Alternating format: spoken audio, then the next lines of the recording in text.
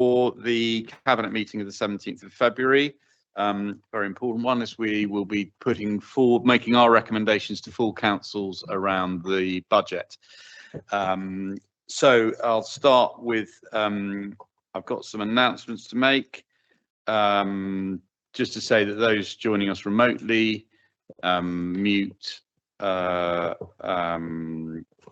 meeting's being live streamed. All speakers are asked to ensure that they speak into their microphone. And also, if you're not speaking, then please turn off your video link on the thing. So those are the announcements. Agenda item on apologies. I have apologies from Richard Jeffries, Councillor Richard Jeffries. That's it. Declarations of interest. Members, any declarations of interest? No. Item 3, minutes. Are you happy for me to sign the minutes of the previous meeting as a correct record? All thank you. Yeah, I think that's all. So I can sign those. Good. I will sign those. Item 4, items requiring urgent attention. Members, I felt it relevant that we should make some statement about the decision of the government to do a U-turn on cancelling the local elections and how it affected Exeter. I was very proud that this council, unanimously were dismayed at what government was doing, and due to changing legal advice, they've now decided to do a U-turn. I think it's a sorry state of affairs when this government is descending from chaos into farce. They'll probably be forever known as the Okie Kokie government. They're on, they're off, they're on again, in, out. It is quite chaotic. But of course, there are some serious repercussions here, because much of it is involved with local government reorganisation and the services that we deliver to our residents here. That's our primary objective, and that's what we are trying to do. We are not helped by this. And I'm just going to hand over to Paul for a second, just to give some of the consequences to local government reorganisation. Paul. Yeah, thank you, Leader, and I'd like to associate myself with all of your comments. First of all, well done, the Electoral Commission. They're the winners. They've done that. When they came out and announced that over the weekend that there was no legal basis for the government to cancel these elections, that's what won it. Didn't have to come to court. And as the leader said, the campaign to try and stop the cancellation has been cross-party. Certainly here, but also across the country. Although, understandably, a little chap who was at school with me, as some of you know, will be trying to take most of the credit on television. I think the other thing that was particularly egregious about this was that it was done at half term. There was no reason to do it on the Monday when nobody was around in Westminster. They must have known this was coming. But coming to the point around local government reorganisation, I think I attempted at the council meeting, which was excellent and cross-party, the other week when we discussed this, which, by the way, was a meeting which the administration were condemned by some here for having called in the first place. And we realised that democracy was at stake. I think because Councillor Phil Bialik was there, who I still consider as a sort of jovial friend, and he's a football referee, and I said, there is a chant for this. You don't know what you're doing for referees. What my concern now is that here we are, we're getting towards the end of February 2026. It is proposed that we are told across the country by this July, with the assistance we now learn of the magnificent tool of artificial intelligence, what the government will have decided for us. I cannot see that as a realistic or sustainable timetable. Neither can I see it being a realistic timetable for elections to interim authorities to happen in May 2027. So my message to government, put courteously, and to our Labour colleagues in Devon, who have obviously got the inside track and have got some persuasive capacities that perhaps we don't have, is please will you ask the government to postpone that process now and not do what you've just done, which is to postpone it at the 11th hour. One of the reasons that trust is running in very short supply around this is that there was a central falsehood as to the reason, the excuse to postpone elections. It was that there wasn't capacity in the councils to run elections and to consider the matter of local government reorganisation at the same time. It's a straightforward lie. And it's awful that the Secretary of State thought he could try and put that forward as an excuse. Of course, all local authorities have a permanent electoral office there ready to run elections. And certainly as far as Exeter is concerned, there weren't enough. It's only a third of the seats that were up. There was no real excuse to cancel them. I know the Labour leader there is now saying I think he's pleased to have clarity now, isn't he, that they're not going to be cancelled. There is an amount of money being pitched that is going to come forward to help run the elections. There's mention of £64 million somewhere. We don't know what it's for. We don't know how it's to be used. We don't know how to receive it. But leader, in conclusion, my ask as the LGR portfolio holder on this council to the government is, have a look at how it's gone for you since December 2024, when you decided not just to attempt devolution to strategic mayoral authorities, which is already a failure, but to go for total local government reorganisation across England. It's gone catastrophically. So please now consider postpone and rethinking the timetable. Thank you, Chair. Thank you, Paul. Michael, did you want to make any comments? I'd just like to say, I think that the elephant in the room again is, I think Reform had quite a say on this, and I think the fact is whatever, we've got to the point where people understand democracy, and I do feel sorry for Phil, because it must be an incredible difficult position to try and now climb out of.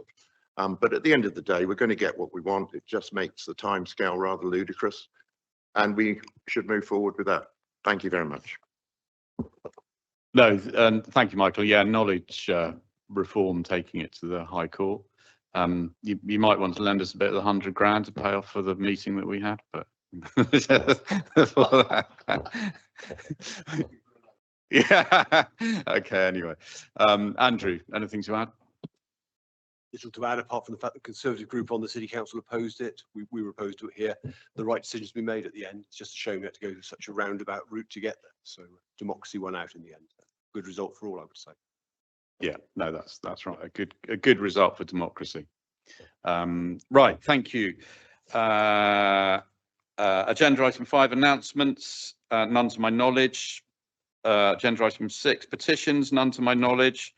Agenda item 7, questions from members of the councils. There are no member questions. Agenda item 8, questions from the public. There are 2 public questions. I think they're to you, Dan, aren't they? Yeah.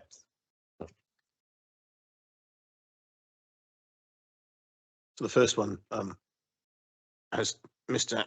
Allison has had a response regarding street lighting units. I'm guessing that's sent to him. It's been sent to him this morning. He did confirm yesterday he wasn't able to attend the meeting, but he's had the response. Lovely, thank you. Hey, Leader, the second question is from Mr. Hill, who is here today. Do we want Mr. Hill to read?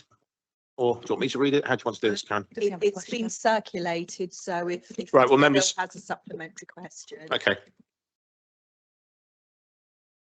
Did you have a supplementary, Mr. Hill? So no, I don't have any questions. Would you like to go to the microphone and press the middle button? Yeah, it's wrong. It's a different Mr. Hill.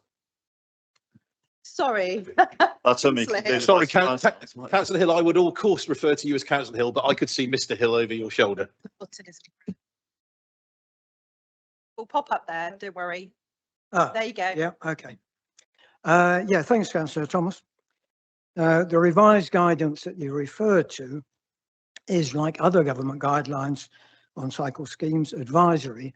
And to date, council officers have selected only particular parts of guidance to be submitted to elected members' decision making. So do you acknowledge that the public sector inquiry equality duty obliges elected members as decision makers to give full and real consideration to ways of mitigating impacts on disabled people, and obliges officers to provide full information, not just selected options, to that end? And so do you accept that the demonstrable failure so far to meet that obligation has biased decision makers made on cycle schemes against disabled walkers? And so will you ensure that decision makers will now be fully informed of the potential impact of cycle schemes on disabled people as described in government guidance, and will be presented with full potential mitigations as described in government guidance? Thank you. Thank you, Mr. Hill. Okay, so in order, yes, absolutely, BSI guidance should be used. The process before this administration took over, I've said to you in the meetings we've had before, I'm not going to take responsibility for, you know that.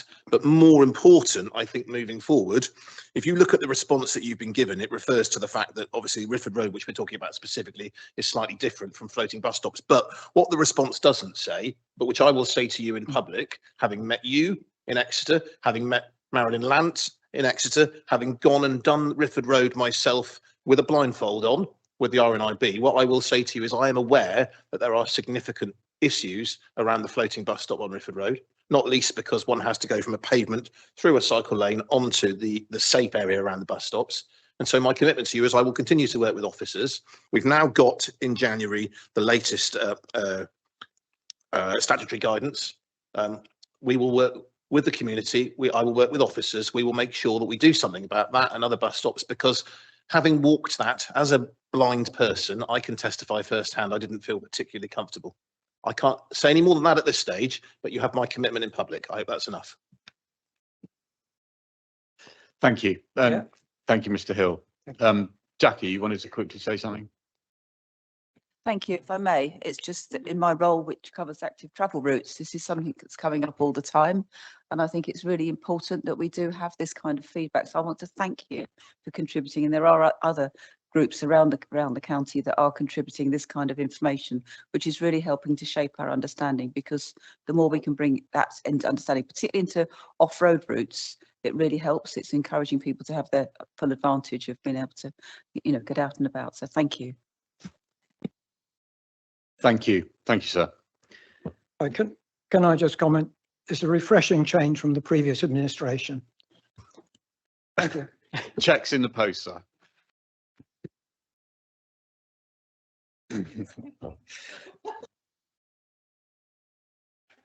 Right. Moving swiftly on. Agenda item 9. The revenue budget and medium-term financial strategy for 27, 28, 29 to 30, and the capital programme for 26, 27. James, over to you. Good morning, everybody. Councillor James Witchkowski, Cabinet Member for Finance and Public Value. Leader, I want to begin this morning with the national context, because the budget does not sit in isolation. For the first time in many years, we have a multi-year settlement. That provides some stability, but it also confirms something we've been saying for some time. Government is increasingly relying on council tax to fund essential local services. This year, a 4.99% increase is effectively assumed within our core spending power. That includes the 2% adult social care precept. If we do not increase the council tax by that amount, the funding gap does not disappear, it simply falls back onto service reductions. In my view, that is fundamentally unfair. Council tax is a regressive form of taxation. It hits ordinary households hardest, and it was never designed to fund something as large and complex as adult social care or children's services. Those pressures are national in nature and should be funded properly through national taxation, not increasingly loaded onto local residents' bill. Under the recommendations before Cabinet today, we are proposing a 4.99% increase with a total council tax requirement of 610.26 million. That is not a decision taken lightly. It reflects the financial reality we face. Our net revenue budget for 26-27 is 873.2 million. Service budgets increase overall by 33.2 million or 4.1% compared to the adjusted base, but that headline increase marks the real story. Inflation and demand account for almost all of it. Within this budget, we must deliver 38.98 million of savings, alternative funding and additional income simply to balance the position. That is the context in which this budget has been built. We also remain disappointed that the settlement still fails to properly recognise reality. Devon is a large, dispersed, ageing and rural. Delivering services here costs more. Distances are greater, workforce markets are thinner, economies of scale are harder to achieve. Yet rural cross drivers remain underweighted in national funding formulae. We will continue to press that case firmly and consistently with government. Now turning to SEND. The government's announcement on SEND deficit support is welcome, but we must be honest about what it represents. It is not new money for expanded services. It is the government settling a tab that has accumulated over years of national policy expansion without adequate funding. Devon has carried that pressure in a negative DSG reserve. This support largely corrects that imbalance. It is not a windfall and it is not a rescue. However, the cash impact is significant. It strengthens our balance sheet and materially affects our treasury position. That is why the treasury management strategy has been fully rewritten. Higher cash balances improve liquidity, reduce exposure to short-term borrowing, and allow more efficient capital financing decisions. But that requires careful stewardship. This is about stability and resilience. It's about fiscal responsibility. It is not about spending. Leader, against that backdrop, we've brought forward a pragmatic, service-focused budgets aligned to our strategic plan. And at the heart of that strategic plan are children, young people and families. So in summary, integrated adult social care is 395.9 million, up 9.9 million or 2.6%. This reflects demographic growth, national living wage pressures, and continued transformation through living well in Devon. Children and young people's futures sits at 268 million, up 19.1 million or 7.7%. This is our largest area of growth, driven by placement pressures, workforce investment, residential sufficiency, and early help reform. Public health and community, 14.4 million, performance and partnerships, 5.7 million, corporate services, 58.3 million, climate change, environment and transport, 96.9 million, up 5.3 million or 5.8%. This was a challenging budget to construct. Demand across children's and adult services continue to rise, and we cannot salami slice our way through structural demand. That approach has been tried before, and it weakens organisations without solving underlying pressures. That is why this budget is built around transformation, not trimming. It delivers nearly £39 million worth of savings and additional income. That is fiscal responsibility in action. It is about redesigning systems, removing inefficiency, and ensuring that every pound we spend supports priorities in our strategic plan. And those priorities are clear. Children, young people, and families come first. Leader, throughout January, we engaged widely. We consulted town, parish councils, district councils, businesses, the voluntary and community sector and trade unions. We held a public survey and we held 3 scrutiny sessions. And I would say, Leader, the scrutiny was robust, constructive and genuinely influential, and I thank all members that took part in that process. As a direct result of the scrutiny and consultation, we are strengthening our commitment to children, young people and the most vulnerable. Today, I'm pleased to confirm an additional £600,000 investment in SEND to improve 20-week EHCP timeliness, £300,000 additional investment in foster care support services, £106,000 to strengthen domestic abuse support provision, redesigning of the locality budget scheme, allowing 50% carry forward and increasing allocations to £10,000 per member. That will invest a total of £600,000 directly into our communities via our local members who absolutely know their localities best. We'll also announce the reversal of the automatic uplift in concessory and post-16 transport fees, alongside an additional £500,000 investment in post-16 and foster carers bus travel. Leader, these are targeted, preventative decisions. If we say children and young people and families are our priority, then our budget must reflect that priority. This one does. Now moving on to libraries. And I want to be clear, Leader, no libraries are closing, and that was never our intention. But the service in its current financial model is unsustainable and has been for years.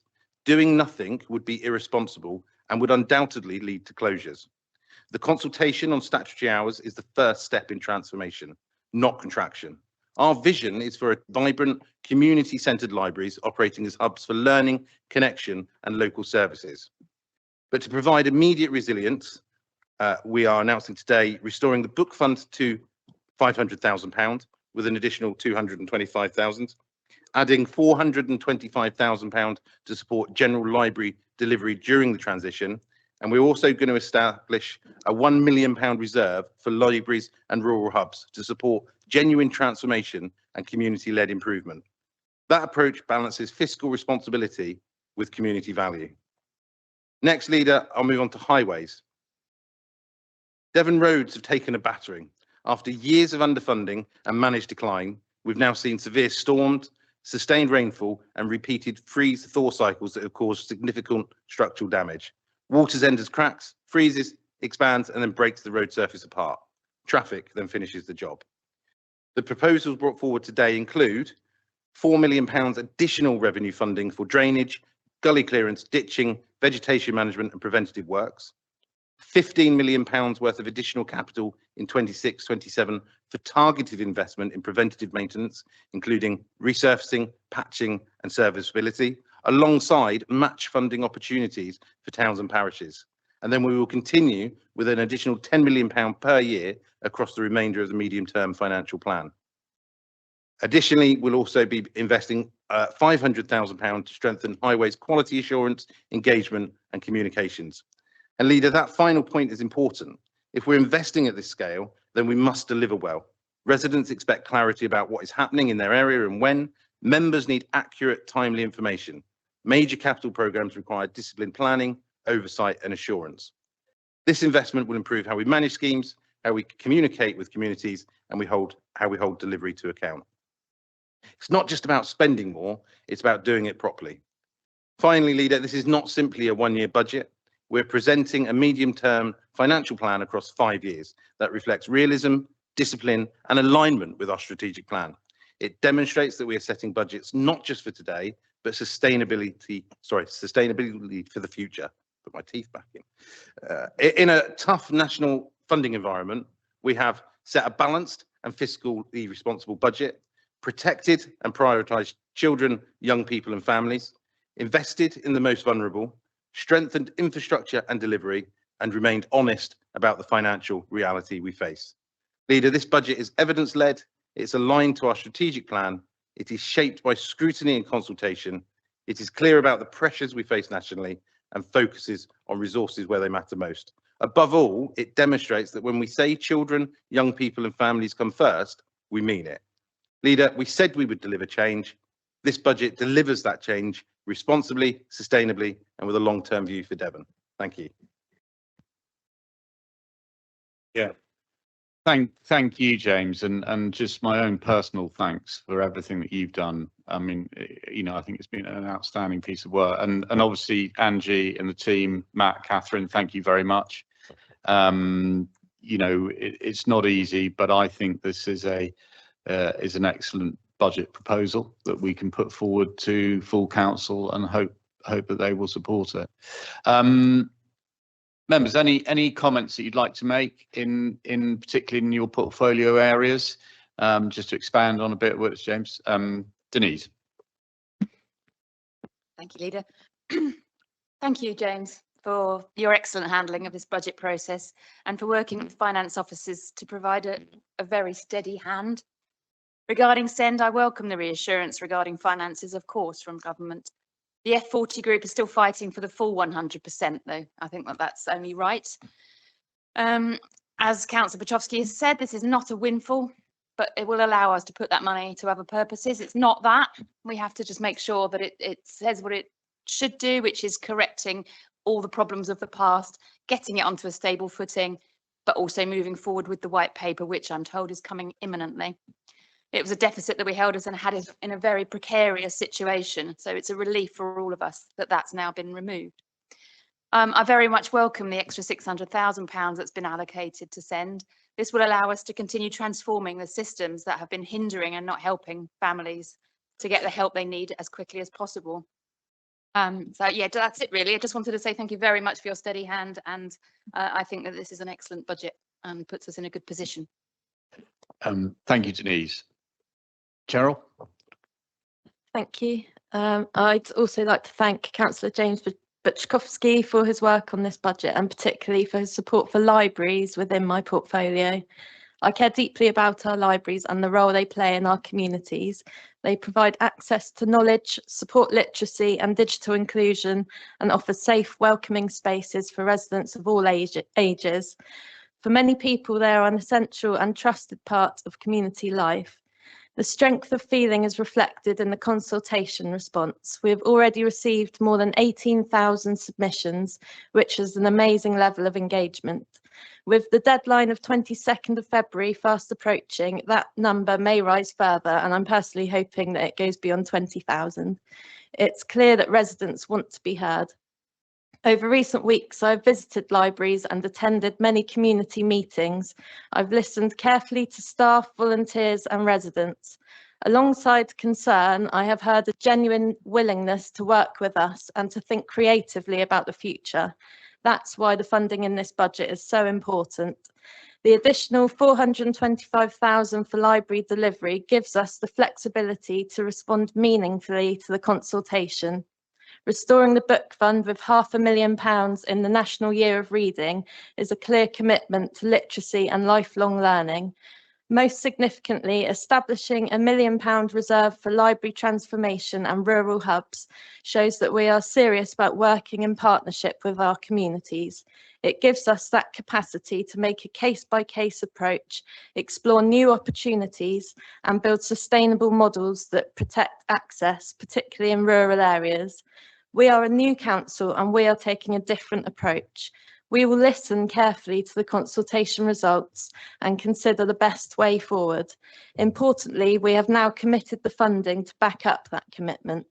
We are determined to work alongside our communities to shape a shared and sustainable future for our libraries, ensuring they continue to serve residents for generations to come. So thank you again, Councillor Buczkowski. I hope I said your name correctly. Thank you, Cheryl, and thank you for everything that you've done around libraries. I think you've been a true champion for them. I'm going to go to Jackie and then I'll come to you, Dan. Jackie. Thank you. Yes, I would like to echo the thanks to the work that's been done to create such a strong budget, and respond to also the online budget survey and other surveys that were done in consultation, because clearly libraries came out very strongly in that. I know that the noise on the street that I've witnessed has been looking at libraries as something that sort of, it put a really strong sort of like panic, not panic, but a sense of reality of what, you know, cut looks like. And when it starts to attack things at the local level, like our libraries, and feeling that, you know, they've been cut already. We lost the mobile library services a couple of years ago. I think people started to think, my goodness, what you know, what isn't sacrosanct anymore? What is? So it's important. And I think the fact that we've been able to put some money back and give reassurance back into the libraries, and during this, as has been pointed out, people are willing to work with us. They are willing to look at how we can sort of, you know, work in more of a community hub and work with community volunteers. But we still need that core funding, that core strength of administration, networking and book funds that make it actually viable. Otherwise, it feels like a sinking ship. So I think this is a really positive budget that has actually addressed that. I think the point I would like to make, and it's not a reflection on what's happening here, but it's more about what the government is or isn't doing.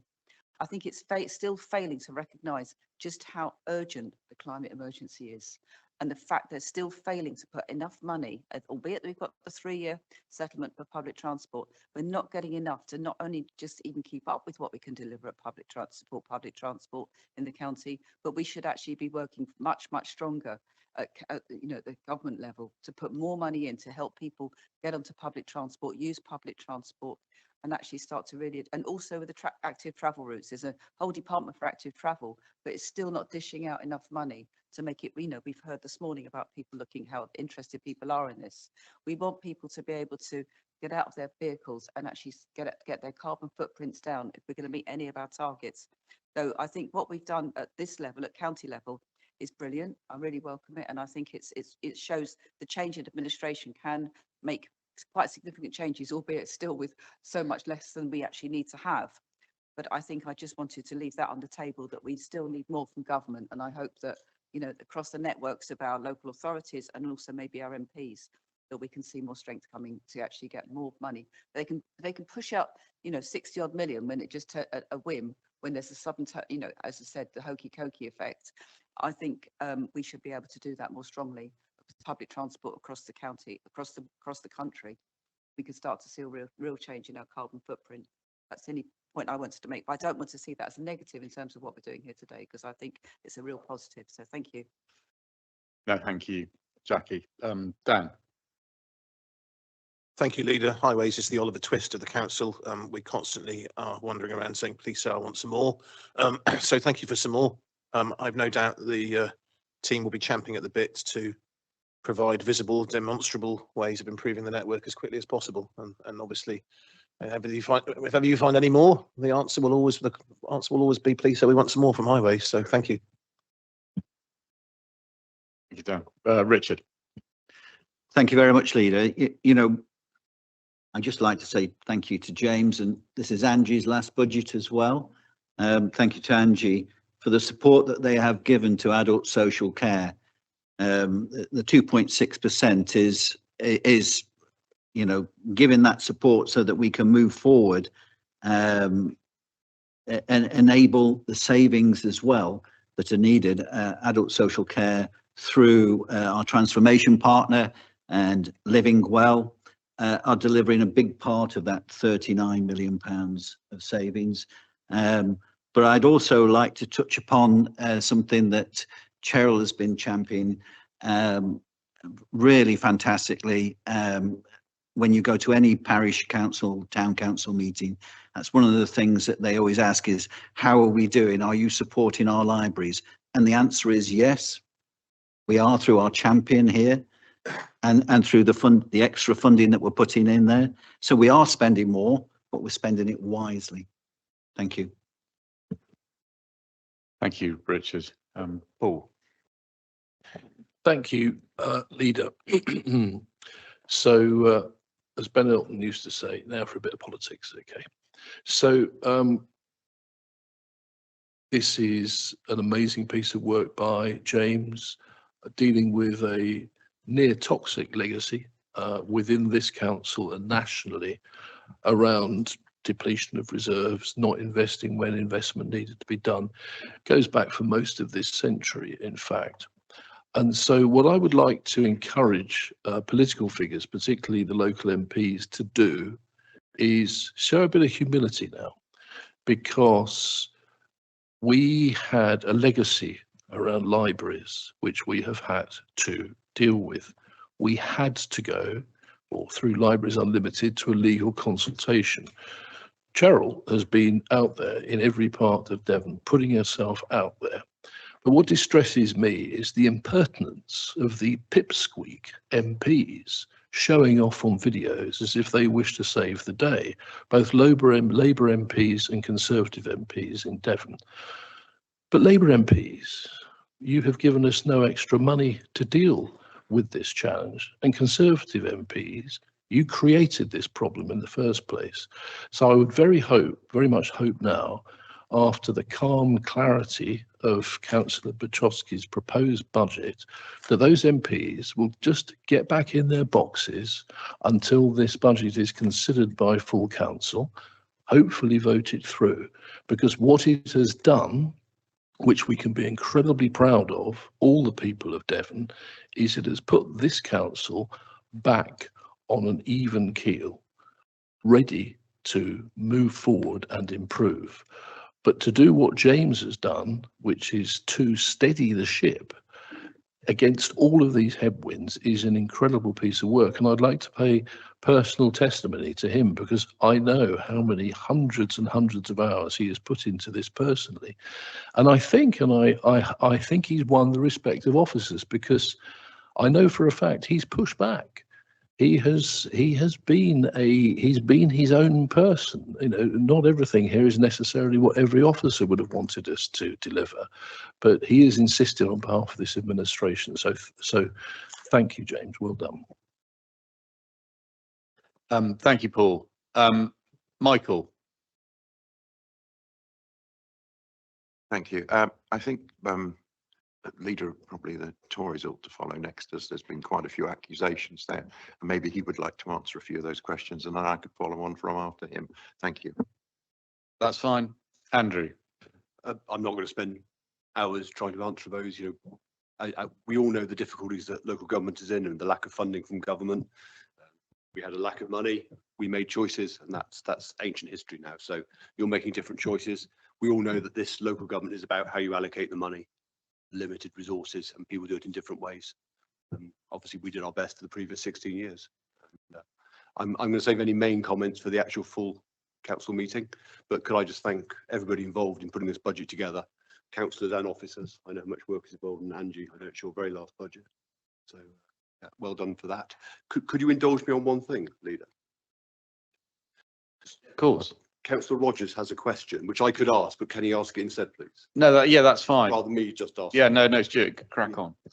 But otherwise, I will save my comments for the main council meeting. Yeah, okay, absolutely. Thank you, Leader. My question is, we talk about community involvement and road wardens and 20 is plenty. Can we do our communities the courtesy of telling them how they achieve what they want on road wardens and 20 is plenty, please? Dan, did you want to answer that? Yeah, I mean, there is a road warden scheme, Councillor Rogers. It's over 100 parishes are members, so I would suggest that they do know. But I mean, we can absolutely do more to tell them. Councillor Wainwright in the Sulcombe division is putting together with officers and other councillors a handbook, which is exactly aimed at navigating both highways and the various schemes. The community protocol that came to cabinet in December is now online. I think what you're basically asking is, can we do a little bit more spoon feeding of towns and parishes, the things that they can now do? And my answer is yes, of course we can, and we will. Thank you. Thank you. Michael. Thank you. First of all, thank you to everybody who's involved with the budget. We all know the problems. But I think we keep forgetting. I'm going to keep most of my comments for the main chamber. I think that's obviously the best place because it'll be in front of the public. But we're not giving money, we're taking money. We continually take money from the public. It's no good saying at the beginning that this is a draconian tax. It always is. We know it is.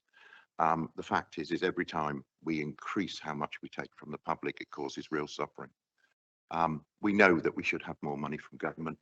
So we know what the problems are. And I think sometimes we need to try harder to find solutions.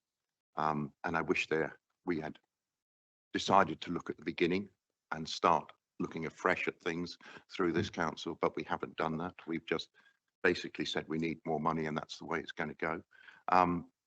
So thank you very much, and thank you, James. And I think I'll leave the rest of the comments for the main meeting. Thank you. Thank you, Michael, and I'll echo some of those comments and what James said as well, is that, you know, my preference would be that we have a proper national mature debate about taxation in this country, about where it comes from, who pays it, because council taxes are a regressive form of taxation and it falls more heavily on those who can least afford it. The inequality in this country is just increasing, and that is a real problem. So we need to, you know, nationally we need to have that debate. So I can concur with you on that. Like many of you, I'll save some of my comments for the budget meeting, the full council meeting. Any more from any more? Otherwise, Angie, I know you'll be there next week, so we can throw all our accolades at you then, if that's okay. But thank you. I mean, I don't know if there's anything that you wanted to add, or your team. No, there wasn't really, but just to thank everyone involved. It really did feel like a joint effort with James and the team working together. So yeah, thank you for everyone involved. No, well, and thank you for that. And I mean, I thought the scrutiny committees were first class. Right, in which case we have got, it said 19 recommendations, but I think it's 26 in my papers. Yeah, that's all. Apologies if I can't add up. Sorry, James. Thank you, Leader. Before I move the recommendations, I just wanted to place something very clearly on the record. This has been a challenging budget to construct, and it required discipline, realism, and difficult choices. We heard about, nearly 39 million pounds worth of savings. Leader, this work has only been possible because of the professionalism, expertise, and commitment of officers across the organisation. Their depth of knowledge, their understanding of service pressures, and their willingness to engage constructively have made this budget stronger. All they required was the opportunity to engage openly and the confidence to bring forward evidence-led proposals. They have done so with integrity. And in particular, I do want to recognise our finance team, led by Angie Sinclair in her role as Section 151 officer. The stewardship of the council's finances is a statutory responsibility, and it's been discharged with clarity and professionalism throughout the processes. So I'm grateful for all the thanks, but I think our collective thanks must go to all of the officers who have supported the development of this budget. And I'm happy to move the recommendations now, Leader. I checked with the monitoring officer. Would you like me to read them out? No, you don't. No, Thank goodness for that. Don't need to read them, they're all there. Okay, that's the relief. No, but thank you, everyone. Okay, so being proposed. Can I have a second of those? Simon, thank you. All those in favour of the recommendations, please show. That's great. That's unanimous. Thank you very much. So agenda item 10, which is schools emissions arrangements and the education transport policy. Yeah, I'll just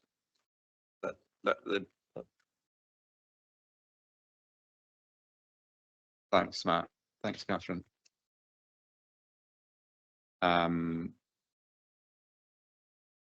Right, so the proposals in this paper ensure that Devon County Council fulfils its statutory responsibilities as the admissions authority for community and voluntary controlled schools. Ensuring swift admission to schools plays a crucial role in our strategic intention to build inclusive communities. Therefore, I'm delighted that Devon continues to oversee in-year admissions across all schools in the county, no matter their governance. In respect to school transport, there have been no changes in national policy requiring changes to policy, but we need to be mindful that there are imminent wider national policy decisions that could require a policy review during the calendar year. And I'm assuming that we're talking about SEND in particular. I should also say that there are, and I know that Councillor Alan Connett raised a specific issue, so that can I just ask a question? Is there sort of flexibility within this in year, or is this as it is? So in terms of, I think Councillor Connett's specific question was around a family that were moving to a different catchment area but wanted to retain their children at their existing school, which is obviously is what we expect parents to do. There is the right to appeal. It is within our gift to allocate transport entitlement on an individual case-by-case basis. Formal changes to designated school areas do need to go through a statutory process, but that doesn't necessarily have to be on an annual basis. But I think changing catchment areas particularly for school entitlement will be quite an interesting precedent if we were to roll that out across the county. But I say there are formal ways to appeal decisions, but unfortunately, we do have catchment areas that are set in terms of transport. In terms of the particular area, then as the new school is developed up in Southwest Exeter, then there will be a review of catchment areas generally, once that school's fully operational across all its year groups. Thank you. With that, members, any questions? Dan? Thank you, Leader. I know at 4.6 of the report, there's reference to consulting on higher plan numbers. Can I just ask, Mr. Niles, is that commonplace, or are we creating a precedent by doing that? Because I know normally we wouldn't consult on raising. And the reason I ask is I have taught in schools where there are sufficiently active parents who would respond negatively on the suggestion of an increase in PAN. Yeah, I mean, in terms of the school admissions code, there is no requirement essentially to actually consult, and this goes back historically about parental preference. We are in terms of our performance reporting, we report on parental preference. I've been to this committee before. My priority has always been about getting local children into their local school. That's how we judge our performance. So but yeah, there is no requirement. A school can increase their PAN, particularly their own admissions authority, and we have no statutory powers to refuse that, even though it was to create an imbalance. So it is few and far between, and given the demographic situation we're seeing at the moment, most schools are looking to reduce their PANs.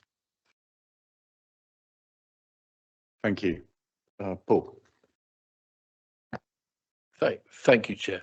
Yes, Simon, just clarity, 2.3 there, around local authorities providing free school transport for eligible children. And there's something about an age-related walking distance of 2 or 3 miles. And I just like, I think I know what that means, but we really appreciate some clarity about that, please. So if I could answer that, if that's okay. So legally, the statutory age that it changes from 2 miles to 3 miles is 8. But Devon County Council exercise its discretion. So all primary age children that are eligible to free transport receive it till the end of year 6. And then it raises to 3 miles when they reach secondary age, which is provided slightly more than the statutory minimum.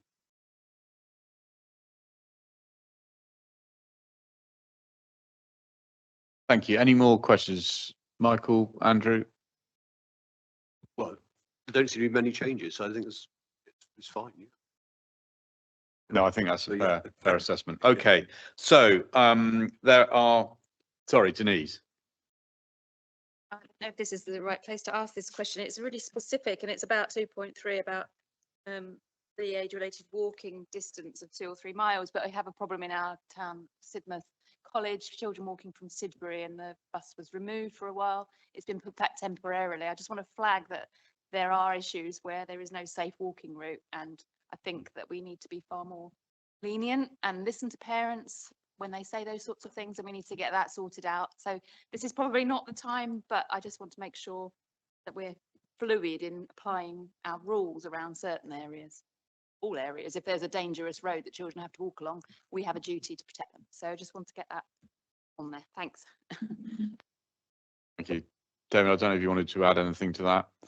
No, I mean, we follow the statutory guidance for safe walking routes, and it follows a process where officers will go out at the time that children are expected to walk that route, and it's against that assessment, and that's regularly updated. And then there is an appeal process that if officers find that the route is available to walk, which is assessed accompanied as necessary by an adult, then it goes through the appeals process, and the elected members on the school transport appeals panel will walk the route as well. Thank you. Jackie, did you? Thank you. I don't really want to add anything particular to this, the conversation now, but I just think an overall picture is that we again need more finance to support public transport and make far more choice available more people and young people in particular to be able to access public transport and school transport. It's a really difficult challenge when there's constant shrinkage in the costs are rising and we're not getting the money to match those costs. But I think that actually our team here do a fantastic job. So I just wanted to highlight that. Thank you. Thank you. Right, so we have got 5 recommendations there, which I am happy to propose as the portfolio holder. Can I have a seconder for those? Thanks, Dan. All those in favour, please show. Thank you. Agenda item 11, street lighting trial update and policy amendment. Dan, over to you.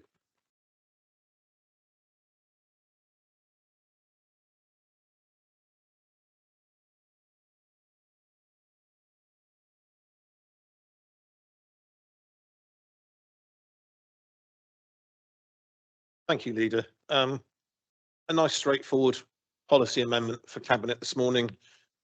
You've got the report, but in essence, at 3, you will see the background of what used to happen, which is detailed there at 3.1. What used to happen basically overnight. You will now see that we have been running a trial, which you will find at number 4, specifically 4.2, will show you the trial we've been running, which shows you the lighting outputs we've been having in the 3 sections that we've highlighted, one being Exeter itself, one being Market Towns, and one being the rural areas. And you will notice the dim timing and the switch off timing. So effectively, we used to just switch off. Now we dim both at twilight and at dawn, plus the switch off. You'll see the amount of money that saves the council. You'll see the carbon footprint benefits as well in the report. I think it's also worth pointing out that we had you spoke yourself, Leader, about the scrutiny we had through the budget process. We had an equally good, I would suggest, scrutiny conversation around this at corporate infrastructure. There was really good input from members. You will see at 6.3 of the report, specific questions that I was asked with the officer team to consider the impact of the current street lighting regime in the Exeter City Centre, engagement with key stakeholders, and then at B, specifically address the consideration issues relating to violence against women and girls, and also to work with Vision Zero. You will see at 6.4 of the report that work has been done, at least work with Devon and Cornwall Police, work with Exeter University Students Guild, and work in Exeter.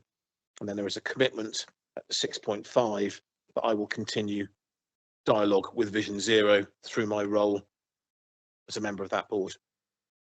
So really what we're being asked today is to agree that the trial becomes permanent. And I think it's worth pointing out that one of the clevernesses of the new street lighting setup, which was in fact given to you through the answer to the question that you've got in your pack, you've actually given the technology as well around street lighting. Street lighting is no longer a simple on-off everywhere. We can actually now, where the technology exists, which it does in a large percentage of the county, change the regimes according to need. So Councillor Connett has asked a question about emergency situations such as flooding, for example, and I know he's had a commitment from senior officers that, with the obvious caveat of there being time and notice to do so in the event of an emergency, it would be possible to put streetlights back on if they were off, to aid with members of the public helping, although that would normally be a blue light request as well, i.e. an event of such emergency that the blue light services were involved. But it's worth pointing out that there is a great deal of flexibility around the new system, meaning that we're not simply an arbitrary on-off. You'll also note in the report that we've actually specifically said that where flexibility needs to be given because of perhaps advice from the police or other factors, then we can do that. And in fact, you will note that happened in Ilfracombe, where there was a very specific issue around safety, and through conversations with the police, the street lighting regime was altered accordingly. So I think that should give members confidence that this is not one size fits all, quite the opposite. It's a robust 3-tiered combination that takes the county fully into mind, but also balances really nicely our duties around public safety with our commitment to saving the council money, spending money efficiently, and delivering climate change. So I would recommend the report to the Cabinet Leader. Thank you very much for that comprehensive update for us. Members, any questions? No, Michael. Yes, Michael. Thank you, Chair. Living out in the countryside, obviously many of us live in areas where there's no footpaths. It's hard enough to walk down the road when the lights are on because of safety aspect of cars. Also, the fact is that more and more people are coming, the demographics is changing in the countryside, more people are coming into the countryside. So the likelihood of bumping into somebody you know is getting less likely. The reason I'm saying this is that it's okay for people my size and most men. How does this affect women walking home after work in the countryside? Also, I think the fact is as I would agree with Dan Thomas, Councillor Thomas, the fact is yes, we're looking at saving money, we're looking at helping the environment, but equally where we have real problems out in the countryside is the weather conditions. Whenever we have anything that senses as a light or as a security system alarm, especially where I live, a couple of rainstorms and it no longer works. So if we're going to do this, and I'm certainly not opposed to it, I think it's the way we should be going forward. We must make absolutely sure that it works correctly as it's supposed to in all environments, in all parts of Devon, because we don't want to be in a situation where people are expecting to go home and a light's going off. In most countries, when you're walking down the road, we don't want to be in a situation where suddenly somebody is plunged into the darkness in the middle of nowhere with no footpath, because that is not safety at all. It's retrograde. So yes, I would totally support what Councillor Thomas is trying to do, but let's make absolutely sure we get it right, please. Thank you. May I, Leader? Thank you, Councillor Fife. Two issues there. The substantive issue around rurality, I mean, I would point out to reassure you that the real terms change between where we were and where we are is half an hour. So previously, we switched off at midnight until 5:30. Now we switch off at midnight. So in real terms, the only difference in terms of darkness is 30 minutes, because the dimming regime still gives 40% lighting output. So there is only a 30-minute time where there is no light at all. On the wider point, of course we want it to work. I would ask you, and indeed all councillors, to encourage the public to use the Report It forum for reporting streetlights in exactly the same way as you would potholes. Thank you. I did say that Councillor Michael should be in bed by midnight, really. Yeah, Should still be stumbling home from the pub. This was started by the previous administration. I've got no problems with it, and I will just give one little anecdote. In Topsham, we had a problem with cars being scratched. I got the lighting team, and they had the lighting put on for 3 months. So, I agree totally with what Councillor Thomas says. We can do things with this very intelligent lighting system. Oh, thank you for that, Andrew. Jackie. Thank you, Chair. Yeah, I'm actually really pleased that this is continuing to make progress, and we're where we are now with this report. I remember when it first came to CIRS, and I was really pleased to see it. And I'd just like to point out a couple of other benefits, which is to biodiversity. But many of our species, particularly small mammals like bats, for example, and many of the nighttime birds, really benefit from having the lights out or lower, and the shorter times when the lights are on. So that really has benefited our wildlife, which is actually not just myself, but widely across the county, people welcome this. I think the other thing I'd just like to raise is that for many people also who are enthusiastic, people looking at the night skies, just enjoy the night skies and the benefit and, that piece. That's a big benefit too for people to look at that, because the lighting of the skies has been, widely criticised by many people who want to enjoy that night sky. I know we haven't had much in the recently with all the grey skies, but anyway, we had it the other day, which was lovely. But the other thing is, I think the flexibility of this system is to be welcomed. I think the fact that we've been able to respond to people commenting, parish councils, I've been talking to my parish councils I go to about this, and they've really welcomed the fact that they can have input and look at it and think about it and tune it really well. So some people who've had the benefit of a bright light in their bedroom window for many hours that they didn't want, that can now be reduced or taken much more flexibly than we had before. So I think there's all to be welcomed. But of course, on top of that is a massive saving to not only to the finance, but to the carbon footprint. And I think this shows how we can achieve win-win when we want to. And yeah, I just thank the teams that have worked together closely on this for some years now to come to where we are today. So thank you. And thank you to Councillor Thomas for bringing it to today's meeting. Thank you, Jackie. Any more? No, Dan, are you happy to move the recommendations? I do so, Leader, but before I do, I just, again, I think it's really important, particularly in the light of the audit report that we had recently. I move the recommendations in that with the additions, A, noting the resolutions from scrutiny. I think it's really important just to emphasise that this report centres around feedback from Corporate Infrastructure Scrutiny Committee. Okay. Yeah, no, I think that's important to note. And then after that, Leader, I'm happy to move. Yeah, and thank you to the Corporate Scrutiny Committee. Happy to move. Can I have a seconder for the recommendations, please? Richard, thank you. All those in favour, please show. Thank you. Rob, I'm going to suggest that we take a quick 10-minute comfort break, and then we will come back here by 10, quarter past, please. Thank you.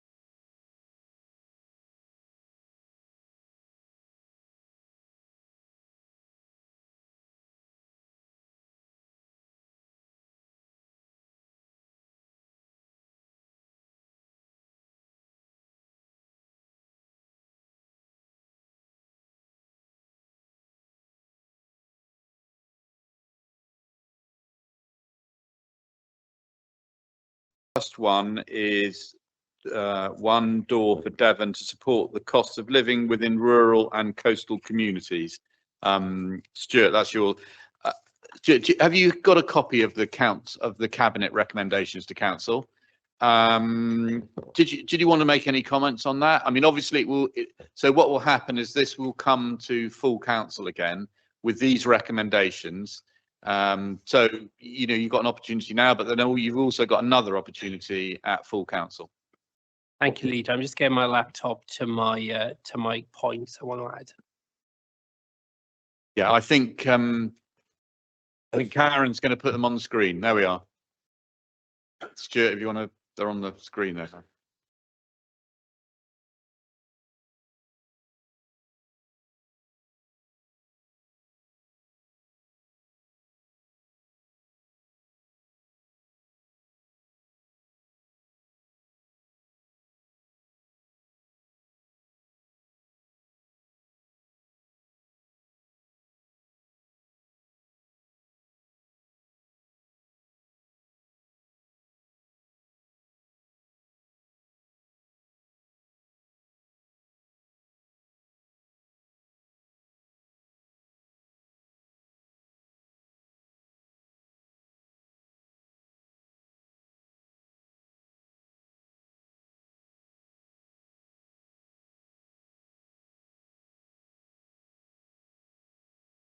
Well, while we wait for Stuart, sorry, Stuart, you know, take your time there. Is members, any comments that you'd like to make?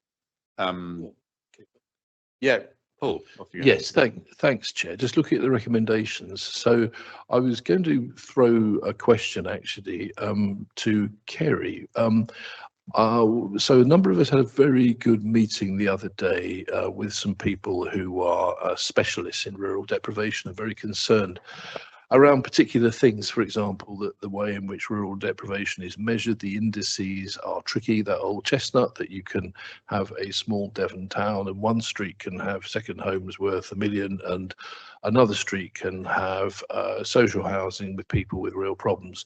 But when you measure the big street and its proximity to a lovely coastal bit, whatever, it comes out as a 10. And then if you look at the deprived street, it comes out as a 1, and then the average is not enough to get serious interest in rural deprivation. But I was just wondering, Kerry, as I understand it, there's a potential role to bring strategies together for the combined county authority, because I think they're allowed to sort of focus on the needs and challenges of rural areas, and could have a significant role in addressing rural deprivation. So I was just flirting with the idea of proposing a FGH that perhaps we in appropriate democratic language refer this to the CCA as well for a piece of work. But I don't know if that's appropriate, Kerry. I absolutely would agree that it's in the corporate plan and in the local growth plan that the CCA board has signed off and that we've also endorsed, that rurality and rural economy matters.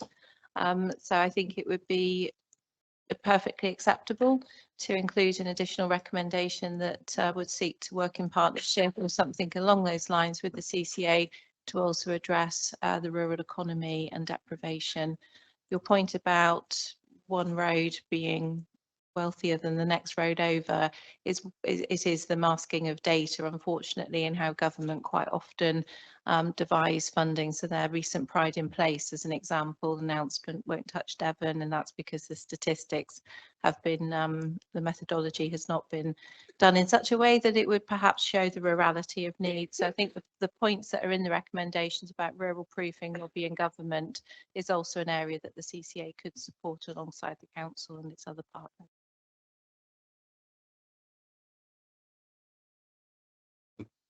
So it's Stuart's.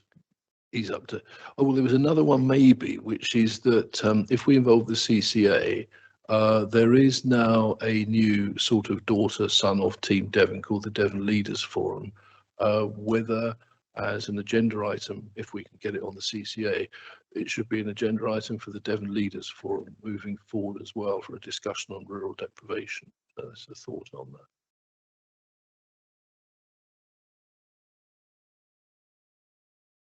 Yeah, I think on that, Paul, that's something that the leaders can decide whether it's not for us to demand that the Devon leaders have discussed this. If they want to, then we'll put it on there. Yeah. But I think the CCA is a good call, and we should definitely. I don't know when we've got our next meeting. I think we've got the pre meeting some point, so we can probably put it in then. Anyway, Stuart. Thank you, Leader. I wanted to pay tribute to officers from all parts of Devon for helping me bring this to you today. I wanted to add a point G to the recommendations. What my work has identified is that food banks are now an integral part of our rural communities. What it's identified is food bank buy-in is sporadic. I went to Plymouth Bridge social enterprise on Friday to understand their buying power to support food banks, social supermarkets and community fridges. And the point I want to add to this is, could we add a point G, try to help communities get buying power through non-profit organisations to help feed people, you know, holiday hunger, school hunger, breakfast clubs, a real issue in Devon. Not recognised by government, but I would add, if we could add a point H to see how we could help Devon support itself through food banks, community fridges and social supermarkets. Leader.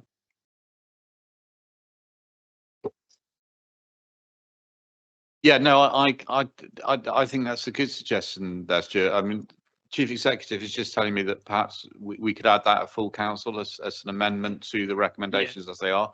That'd be very it would have to be I. Yeah. Because Paul's rather jumped in there with H, and that's referring it to the CCA, so it would be I. But yeah, no, good. But I mean, other than that, are you happy with I'm the? absolutely delighted. Okay, This is no, getting thank on you. the Well, agenda. that's good to And hear. more importantly, our rural communities see that we're caring about them. They're not forgotten. That digitally excluded, the vulnerable. We are thinking about that with Devon One Door. No, good, and no, thank you for that. Denise, and then I'll come to Cheryl. I just prepared something to say in response to the notice of motion. I want to begin by saying that I very much welcome this notice of motion and the collaborative intent behind it. As members will know, this new council administration is the first time Devon County Council has ever specifically designated a cabinet portfolio holder for rural affairs. That decision alone sends a clear message. We fully recognise that Devon is a large, dispersed and predominantly rural county with challenges that require dedicated, focused leadership. It's absolutely true that delivering services in a county like Devon costs more and is more complex. Distances are greater, transport is harder, digital connections are patchier, services are being withdrawn and people often have to travel much further for even the most basic needs. Yet none of this is reflected fairly in the funding received from government. And we heard about this earlier from Councillor Buczkowski in relation to the budget. Where have I got to? It isn't fair. It leaves many of our rural residents at a disadvantage before they even start. This is something I am determined to keep raising at every level. I also want to take this opportunity to acknowledge the excellent work already being done by officers across the council. Our partner organisations recognise this too. They have told me directly how much they value the dedication, commitment and passion that officers bring to supporting rural and coastal communities. I want that appreciation to be heard publicly. I am genuinely grateful for everything they do. We also know that poverty in rural areas is often hidden, as we've just been talking about. Government data sets that rely heavily on averages can completely mask the true picture of rural poverty, isolation, fuel costs and digital exclusion. That is why I'm part of Devon's Rural Nested Deprivation Group, established last year, a partnership focused on understanding how rural disadvantage is actually experienced on the ground. We are committed to developing a fuller place-based understanding of rurality in Devon, and that means working collaboratively with members across all parties, with district councils, the voluntary sector, the NHS, businesses, and of course with communities themselves. I welcome the proposals in this motion to develop pilot areas, because what works on Dartmoor may not be what works in a remote coastal village or a small market town. Pilots will allow us to test, learn and grow what genuinely makes a difference. I also want to be clear that I am constantly lobbying central government on rural issues, on fair funding, on the true cost of delivering services in rural areas, on broadband and digital access, on transport, working closely with Councillor Hodgson, and on ensuring that national policy reflects the lived experience of rural residents. Devon should not be penalised for being rural, it should be properly supported. We must look through a rural lens in everything we do, in every policy discussion, in every strategy and service redesign. We must ask, what does this mean for our deprived rural areas? Who might be left behind, and how do we ensure they're not?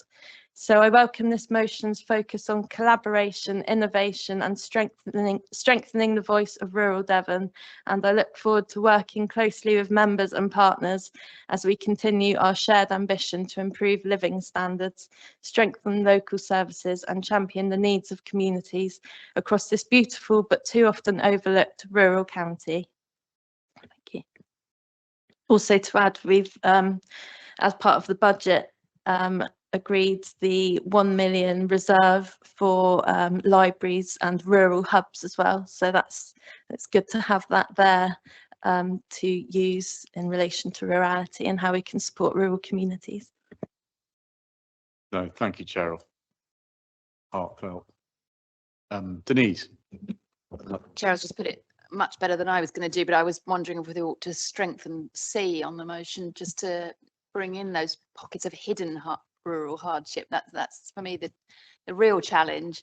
How even in some of our towns we have a hidden deprivation, and the average, as we've heard, it hides that even harder. So how do we bring that in here to say that when we do look at data, we always look at the worst and the best in that area, not the average, because it's the worst that will highlight where we need to put extra support. So I don't know whether that's just not quite strong enough for me, but I'm happy to support the motion really thoroughly. I just want to make it even stronger than it is. Does that make sense? Yeah, no, I mean, it's been lots of people have referenced this. So note the range of existing data available alongside some challenges.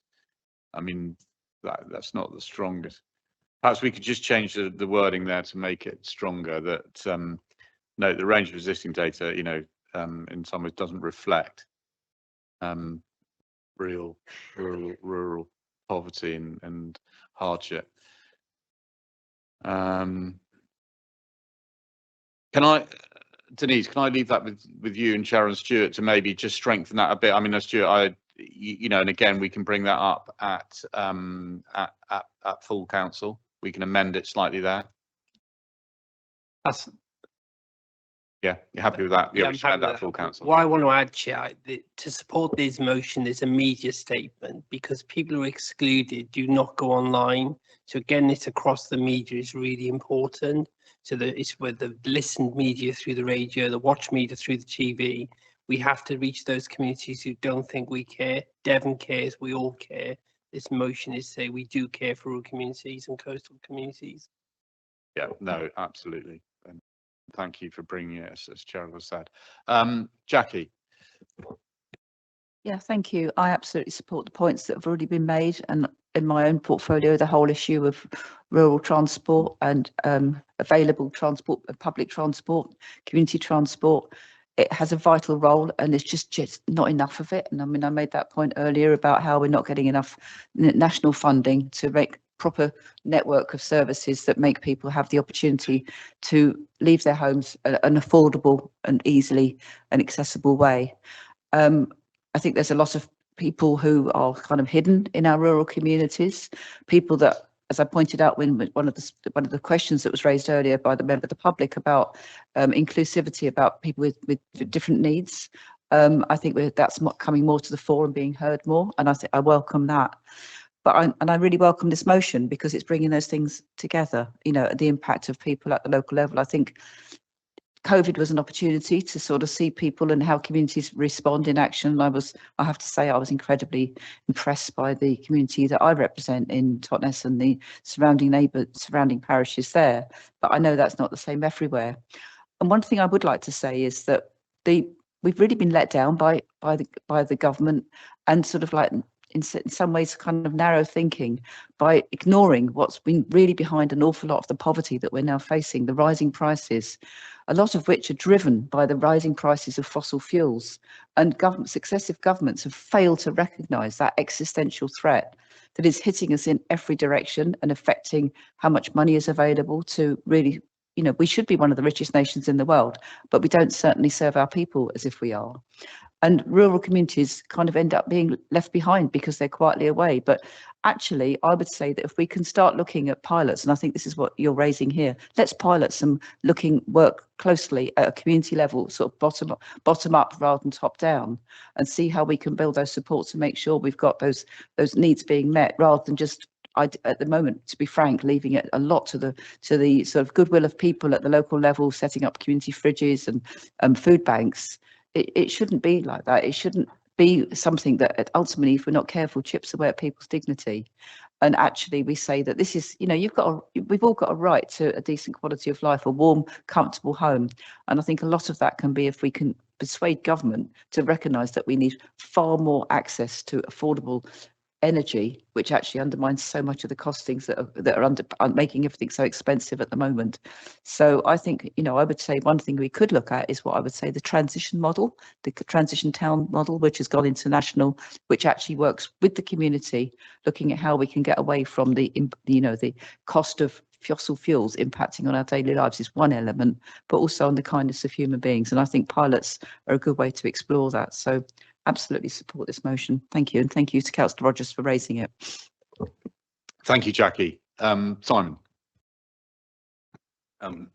Thank you very much, Jackie, and Stuart and officers. Thank you very much for bringing this to council and via us too. Could I just bring you to page 248, where we see that the Chief Medical Officer, Sir Chris Whitty, will be visiting Devon in May. I think if we can remember back 5 or 6 years to the pandemic, I think if Sir Chris Whitty had been listened to, the impacts of the pandemic at the time would have been less brutal, shall I say. I'm very much hoping that liaison between Devon County Council and Sir Chris Whitty will be very much proactive in May, because I think he will highlight, it's pretty obvious why he's coming to Devon, I think, read between the lines, and I think it would be a great opportunity for Devon to actually impact upon him the rurality and some of the feeling of being ignored and let down by successive governments. And I'm absolutely certain he'll take that away and write a very, very good report, and one can only hope that governments, etc., will listen. Thank you, Leader. Thank you, Simon. So what we're going to do, I'm going to leave it as it is now. We've heard some few comments around the CCA, around food banks, and around strengthening C about the data and it masking rural deprivation. And what I would suggest is that rather than trying to write it now, is that those who feel strongly about it, I mean, that we bring that forward as amendments to the cabinet recommendations that will come to full council. Sorry, Michael, you wanted to.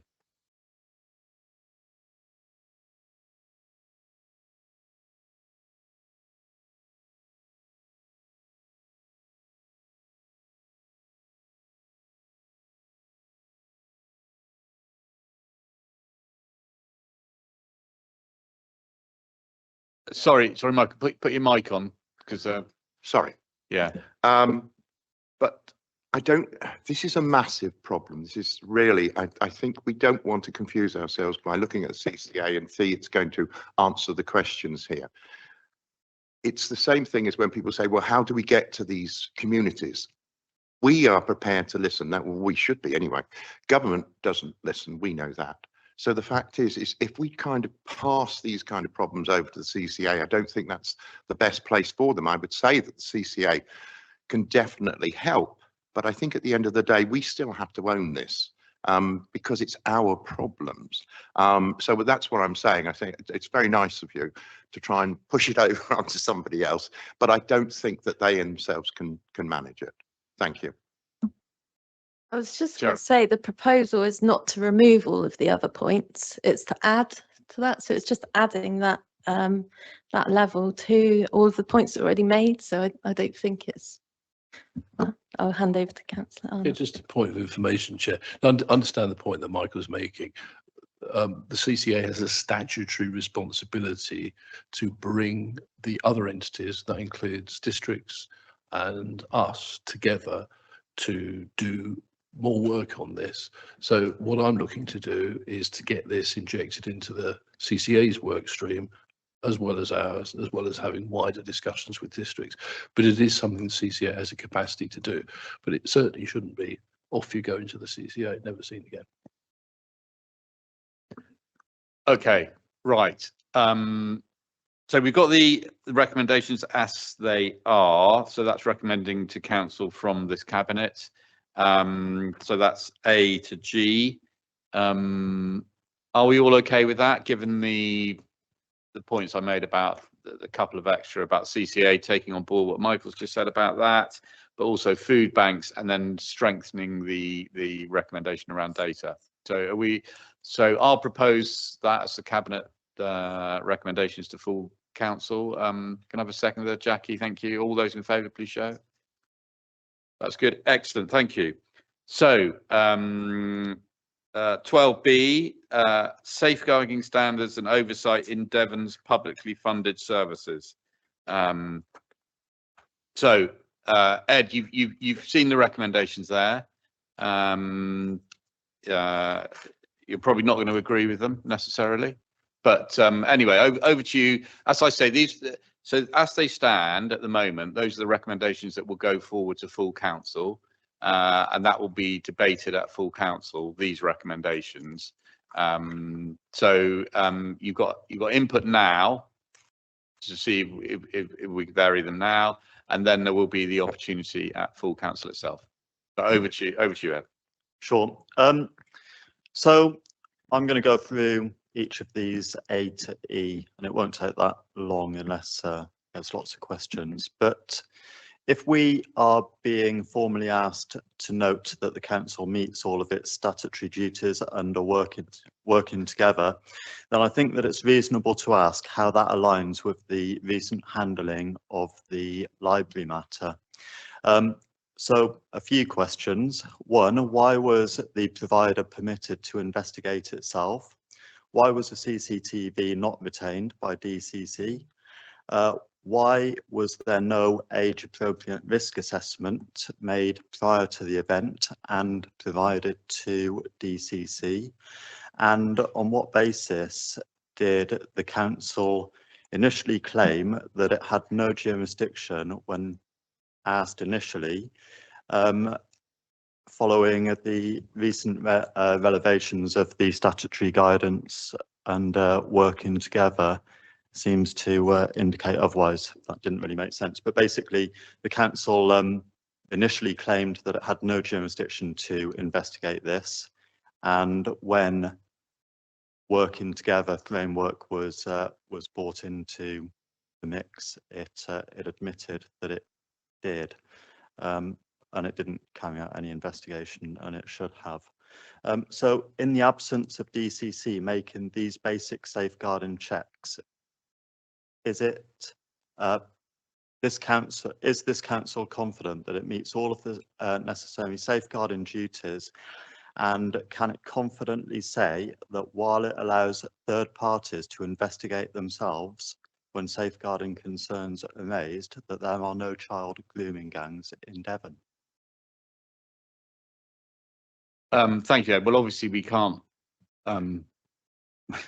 we can't guarantee that last question you just asked about grooming gangs. I mean, let's hope to God that there aren't. But, Well, not if you allow third parties to investigate themselves. You certainly can't. Well, hang on. That's a different question, isn't it? Yes, that's it a is. different question.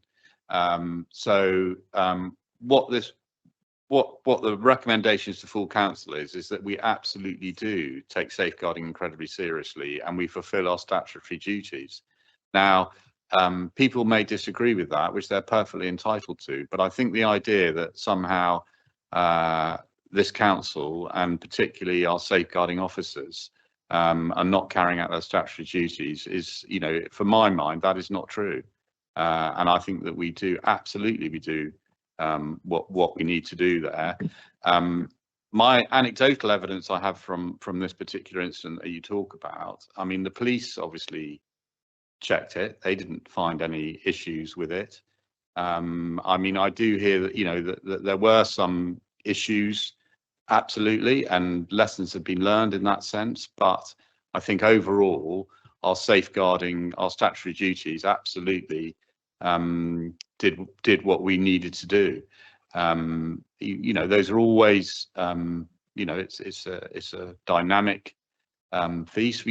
Us more, and particularly with social media, etc. There are always, that will be changing as it evolves. But I think as it stands at the moment, I'm absolutely 100% confident that our officers and our safeguarding teams, fulfil their statutory duties. Julian, I don't know if you wanted to add anything. Thank you, Leader. No, I think the part of the issue is I think there's some confusion over the issues which were identified at the library. Now, clearly, some of the issues about the library may cause some offence to people around that, but it's a different matter from deciding that they were safeguarding matters in relation to children, because there's actually quite clear definitions about what safeguarding children is. It's about actually harm and significant harm to children. And certainly it's quite appropriate for an agency to carry out, as we do, carry out our own inquiries when we get things wrong. And we've got confidence in the testing of that review. I'm clear that there was no safeguarding children's issues in that library event. There are other lessons about the appropriateness of the material, warnings to parents, etc., which are entirely appropriate to be addressed, but that is not a safeguarding children matter. There was no concerns from I can see, or any evidence that any child was at risk in terms of harm or significant harm in terms of safeguarding requirements. I think it's important not to confuse issues around that aspects. Just touching on wider children at risk, as members will know, Devon, like all counties and authorities in the southwest, are affected by county lines activity, which is about the criminal exploitation of children, and does include sexual exploitation around that as well. And we work very closely both with the local police and also British Transport Police, because there is issues around the use of train lines, etc., in terms of those areas. So, and we have active and good involvement and working with Devon and Cornwall Police in terms of those issues. So I'm confident that we have the arrangements in place and that we're taking action when issues are identified. Thank you. That was very clear, and thank you for explaining the conflation of two different issues there. Ed, I appreciate you may not feel that it goes far enough. We can discuss it here. I mean, let me open it up to other members first, and then to see if there's any movement on there, and then I'll give you the final say, and then we'll make our recommendations. Members, any comments? Yeah, Richard.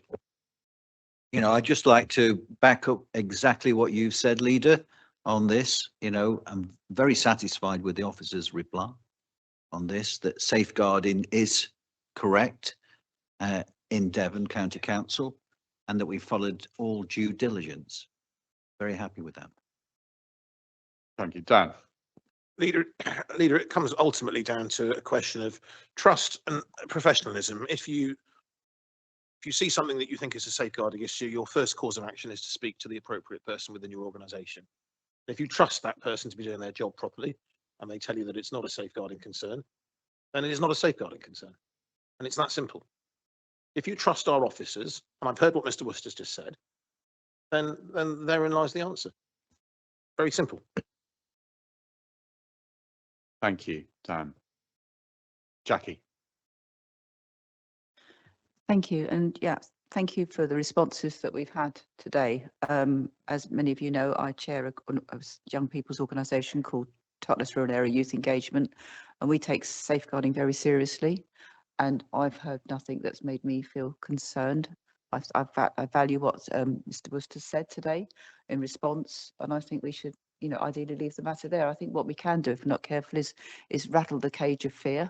And I don't think that's ever healthy, but I think equally we have to be very ready to be checked just to make sure everything's okay. And I think those checks have happened. So thank you.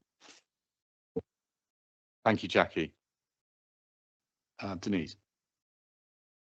I just wanted to thank Julian for what he said, and coming from a background of working in a school, you know, safeguarding is taken incredibly seriously. It's horrific, some of the abuse that goes on, and it is absolutely right and proper to have things in place which stop that, which share information, everything. This, however, is a matter of opinion. Having been at Devon Youth Council presentation and listening to some young people from the LGBT community, without finding their tribe somewhere, those children probably wouldn't be here today. And I think that on a moral ground, some of our public spaces need to be encouraged to be more welcoming to that community. And I understand that that's an opinion matter. And I think that's what it comes down to here. It's whether we feel that that is right or wrong. But we know in the past pushing opinions on people and becoming less tolerant to differences does not lead to happy resolutions. It leads to further division. And that's what I think we're hearing here. Where should those young people go to feel like they've discovered their tribe, to feel that they're getting information and to feel confident in their own skins if it's not something that's a public building? And like you say, lessons were learned in this. Perhaps there was too much noise. Perhaps there was some inappropriate material. But I welcome the fact that libraries can challenge that. And this is not a safeguarding issue. No. Thank you. Ed, you've heard the views of cabinet members. Like I said, I'm I'm not expecting you necessarily to agree with those, but I think the gist of it is that the feeling is this is not that it is and wasn't a safeguarding issue, and the safeguarding processes have absolutely been followed, and we are very confident in those. And I thank our officers for their professionalism in that. So yeah, over to you. I'm going to respectfully disagree with you. None of the questions that I asked have been answered, but rather than labour this point, I think that it would be better debated at full council, and if we could just move on to B on the amendments, I'd be happy to move on. Yeah, sorry. So that was, you want to move on to B now on those, or do you want to have the debate? Well, this is going to get debated at full council with the full council, so I'm happy to just move on because but I'm aware that we haven't got all day, or maybe we do have all day, but no. Okay. Yeah. No.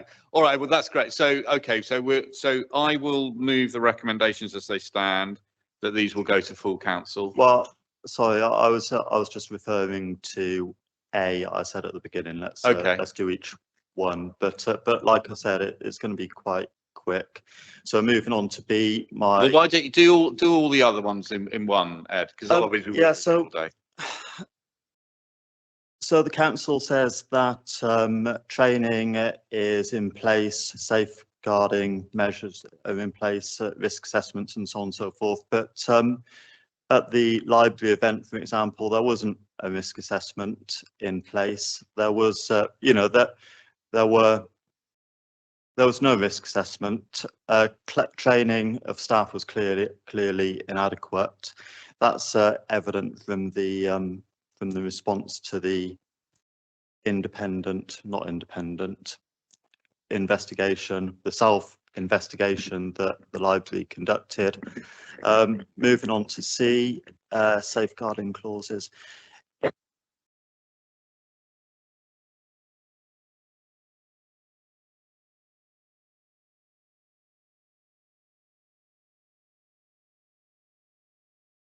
Oh, I'm back on to red. It's okay. Safeguarding clauses should be uniformly applied across all third-party organisations, and designated safeguarding leads. So when I asked for the designated safeguarding leads details at the library event, they weren't given to me. It was always deflected. I asked for the risk assessment, it wasn't given to me. So all these things are safeguarding issues that Devon County Council should have independently investigated. I mean, I'm happy for all of this to go to council just as it is, and we'll debate it all there. So we'll just move on, actually. Okay, yeah, no, thanks, Ed. Yeah, Paul. Yes, thanks, Leader. I was thinking all the way through whether I should say what I'm about to say, but I'm going to say it. I think that's the right decision, Ed, to take it through to council, these recommendations. But some time ago, and not to do with this council, my council, formerly East Devon, made an incredible mess of a safeguarding issue around a councillor, Councillor John Humphreys, now serving 21 years in prison for historic paedophile crimes. And there was an absolute requirement for the officers of the council to go through, and this has been independently investigated and reported by BBC Spotlight, so this is no surprise here. There was a period of time for about 3 years where that councillor was allowed to continue as a councillor. He was allowed to go around Exmouth, entering schools even, just because the necessary safeguarding hadn't been triggered by the officers who knew. Those people no longer work for our council. So I'm not coming in behind you here on this, Ed, and I'm absolutely fully in trust of the councillors here, sorry, the officers here at Devon.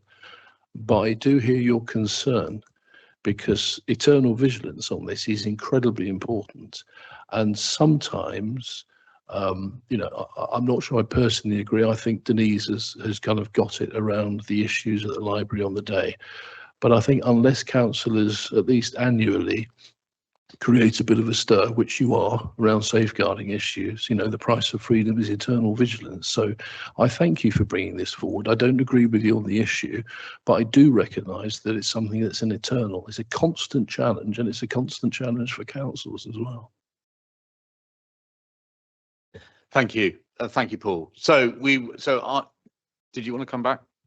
Yeah, can I just say that I thank you for the comments that you've just made, and this is about vigilance. So basically, we need to be aware that regardless of the situation that we're working in or the organisation, anybody could be a paedophile.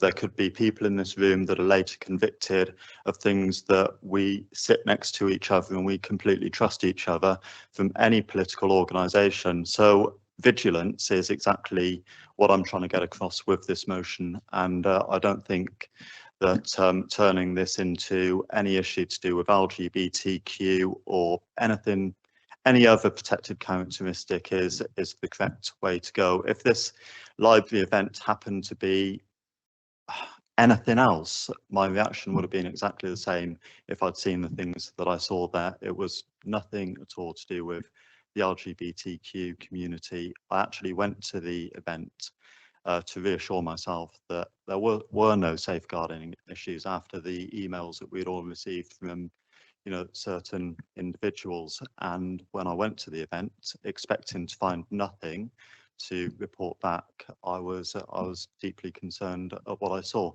But if this was any other type of event, my reaction would have been the same. It's not an attack on the LGBTQ community, and I just want to make that absolutely clear. No, well, thank you for that, and that's good to hear. But anyway, so I will make those recommendations A to E. That will go towards full council, and then sorry, Michael, you wanted to. I've got to tread very carefully here because obviously there are complaints against me over these issues. My concerns are, I think Ed, you were slightly wrong. You said we all trust each other. No, we don't, and we should never trust each other because we don't truly know each other. And I would hope that the problems that have happened around the country was because of the lack of vigilance. And I think we are the last line. We, as councillors, especially on this side of the table, have to continually question whether we are doing the best we possibly can. And I would hope that we all feel that. I'm sorry, I'm never going to trust people that explicitly that something could probably happen. I will always question. And I think that's our job as councillors to do so. I hope that where these terrible things have happened up and down the country, it was not because people knew about it, but decided not to say anything.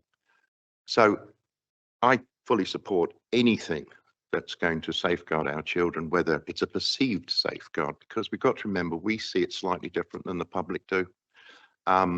They will basically see everything as a child safeguarding issue, even though it's not.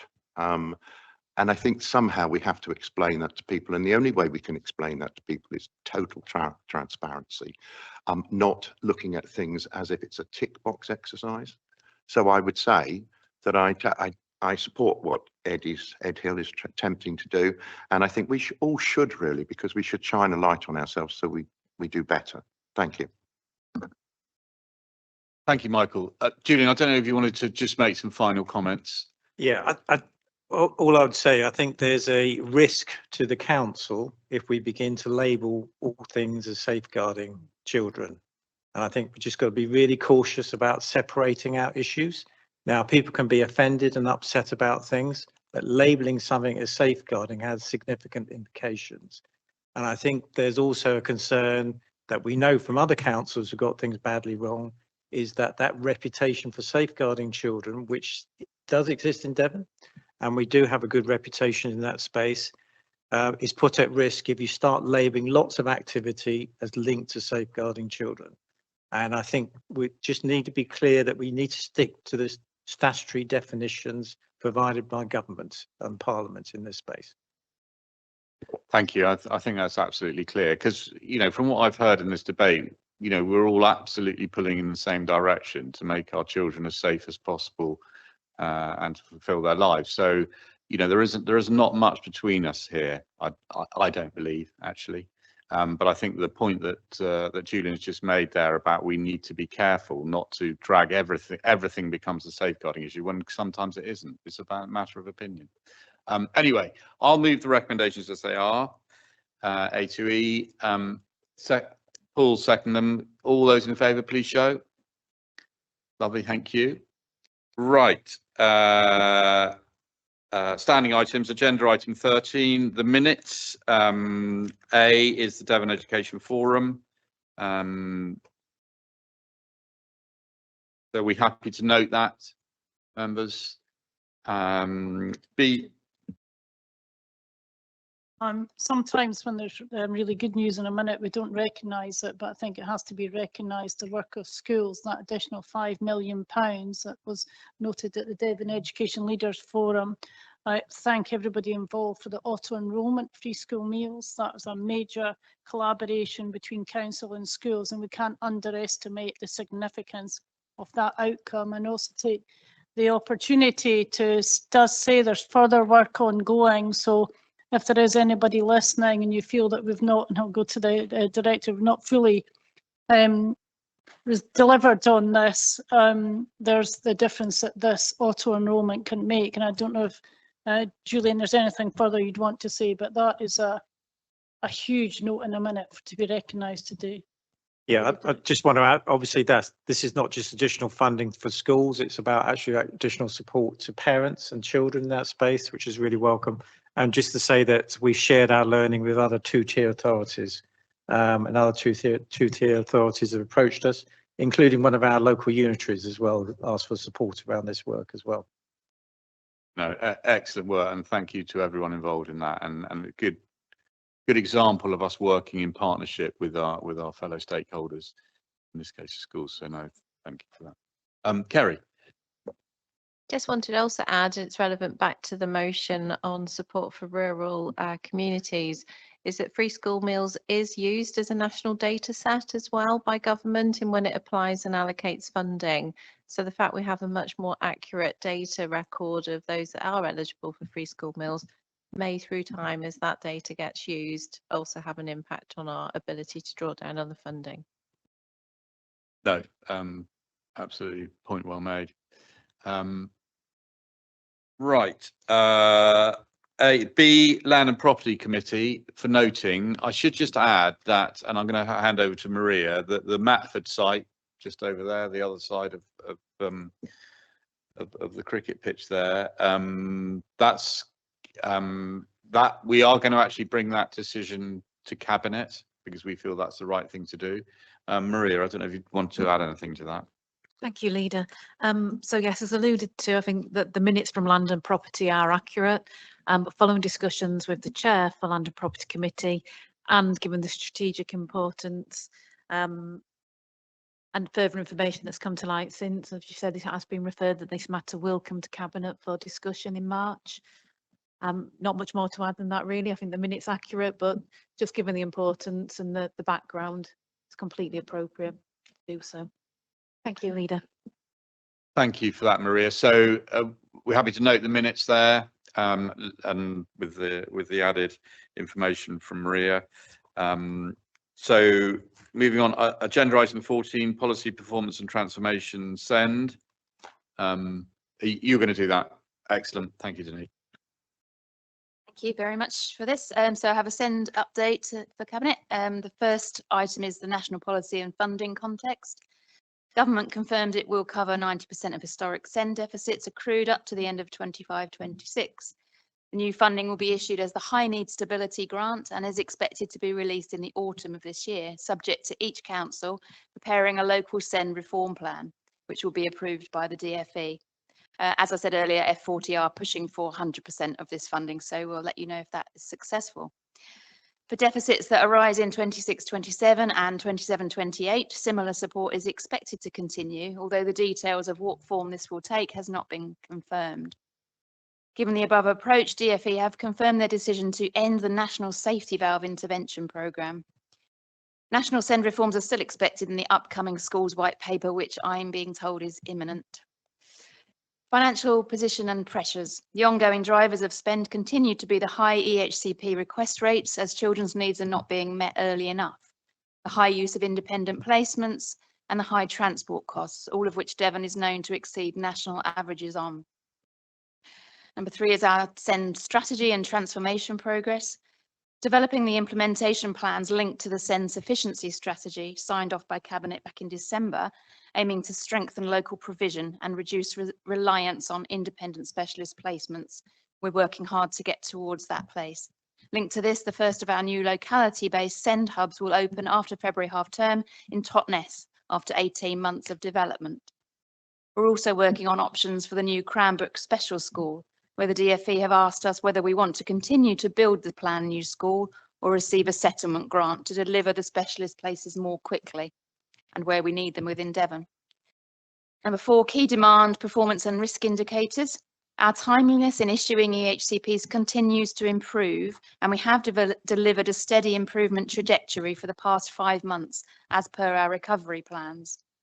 Trends in exclusions and attendance for pupils with SEND continue to be too high, and Devon is a statistical outlier. Last week, school leaders and trust leaders and DCC officers came together, facilitated by Olive Academies, to develop the local area's vision for inclusion. This is strand 4, building inclusive communities, and in line with the expected direction of the school's white paper. This was a productive, energetic morning and a positive start to working together. Schools now have inclusion partners working specifically with them. Learning communities are being developed. Mark Vickers, our inclusion partner, was a key part of the conference, and everyone got to meet him and hear what his vision was. Number 5 is regulatory and inspection landscape. We had our area engagement meeting with Ofsted and the CQC, our health partners and Parent Carer Forum. This is part of a normal cycle within the area SEND inspection handbook. We shared the work we're doing across SEND transformation programme. Ofsted CQC will factor what they've heard into their decision making around when to conduct the next inspection.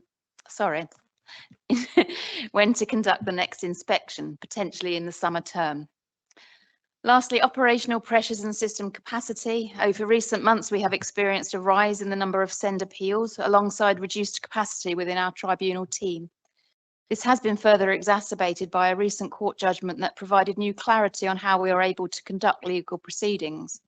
In particular, the Mazier versus Charles Russell Speechley's judgment reaffirmed that only authorised individuals may conduct litigation and that non-solicitor staff are not permitted to conduct litigation even when supervised, with their role limited strictly to supportive tasks.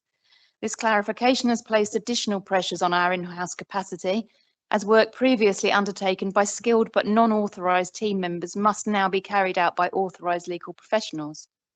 To mitigate these pressures, we have outsourced all SEND appeals scheduled for hearings in January, February and March to an experienced external firm of solicitors.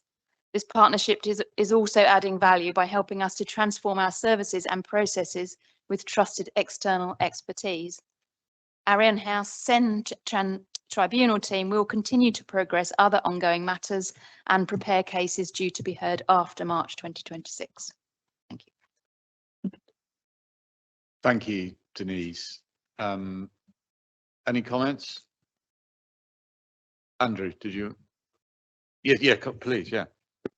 Could I ask the cabinet member, she mentioned that the safety valve is being ended. What will happen to our safety valve? That being written off and rolled into the money that's coming in? You might not know yet. It's a very complicated situation. It has come to an end. The money that we were putting to one side, I believe we no longer need to put to one side, but perhaps Councillor Pachowski could add anything he wishes to. Yep, Angie will. And Angie's, thank you. Yes, so the government has announced the ending of the safety valve at the 31st of March.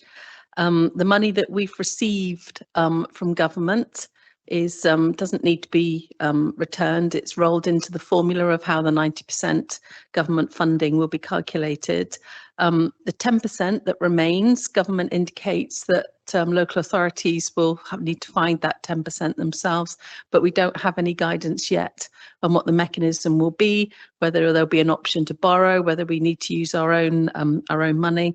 There is an indication that the money that we previously earmarked for the authority's contribution to safety valve could be used to fund the 10%.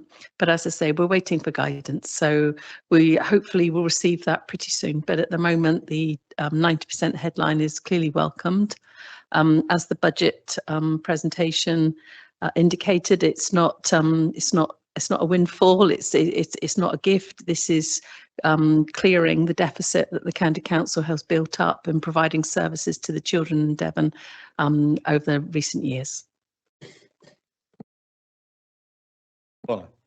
I'm happy to circulate for accuracy and transparency the letter that I received, and which we've just had a narrative on it, but the full letter will circulate to group leaders. I would suggest sets that out to us as a council, so happy to do that, Chair. Yeah, no, thank you, and I'm sure Andrew would appreciate that. But no, thank you for that, Angie. That was very clear and concise. Any more? Just my own personal thanks to Denise for everything that you're doing, and indeed the SEND team. I'm sorry that Kelly's not here. I mean, you know, it's incredibly difficult situation, and not least because we're all waiting with bated breath for the SEND white paper that will.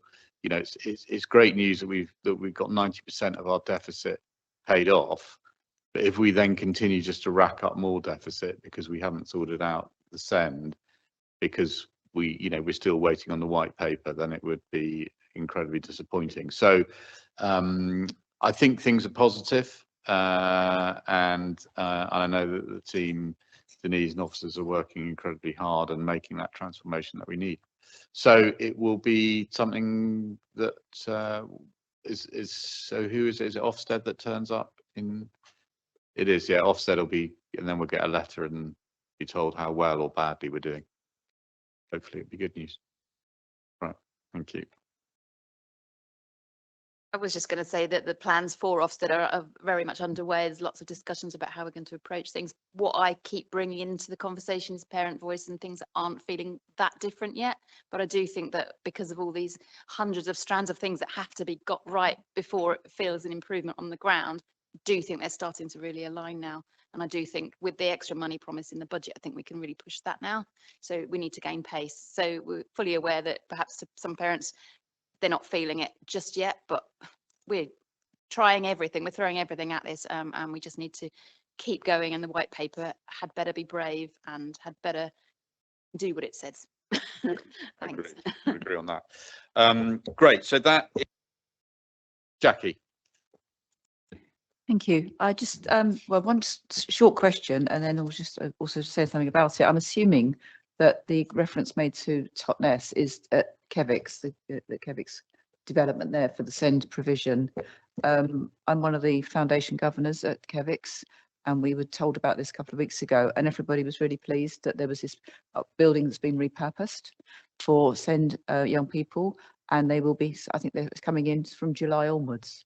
So that's crossing across 4 different age groups, you know, to populate straight away. So it'll be about, I think it's 5 per year. So that's 20 young people, and they'll have access to outside space as well. But the headmaster, when he was informing us about it, was really pleased. I mean, it was a real positive, and the whole idea that the young people from both young people at the Bossy, which is a relatively separate building, but it's an old building, relatively close to the main school. There will be that overlap of being able to, you know, spend time together as and when it's suitable or not for the young people, so they can make their choices. So I think that's going to be, it's win-win, and it's something I've actually been really keen on for a long time, that young people should be able to go to school as close as to where they live, because I think it's better for them to not have to travel all over the place, and lots of other good reasons on top of that. But that's the basic thing about happier young people getting a good opportunity to make local friends. Yeah, no, absolutely. I think we're all agreed on that. Thank you. And that So I very really much, welcome this. Thank you. yeah, no, good, and good to hear that in Totnes, and very much aligns with government policy as well. So we're all working for the same ends. Thank you for that, Denise. We don't even need to note that. Just move on to agenda item 15, delegated action. That is for noting. We're happy to note that. And finally, the forward plan. That is to be agreed. Are we agreed with the forward plan as it is? Obviously, it's not written in stone. Things can come in and go out, but we're all okay with that. Good. So, do I need to propose the forward plan, or we just agree that, do we? General agreement. Yeah, lots of nodding heads. Yeah, that's good to see. Okay, lovely. And that brings us to the end of the meeting. Thank you all very much. And we will see you all next Tuesday.